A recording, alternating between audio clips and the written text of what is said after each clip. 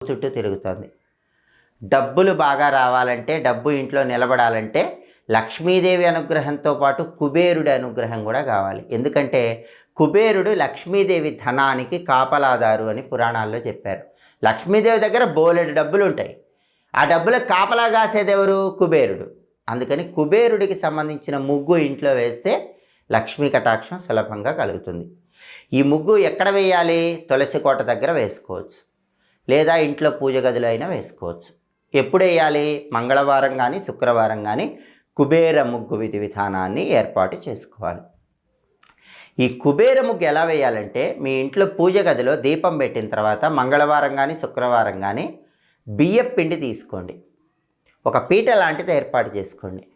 ఆ పీట మీద చక్కగా పసుపు రాసి కుంకుమ బొట్లు గంధం బొట్లు పెట్టి బియ్యం పిండితో ఒక పెద్ద చతురస్రం గీయండి, పెద్ద స్క్వేర్ గీయండి.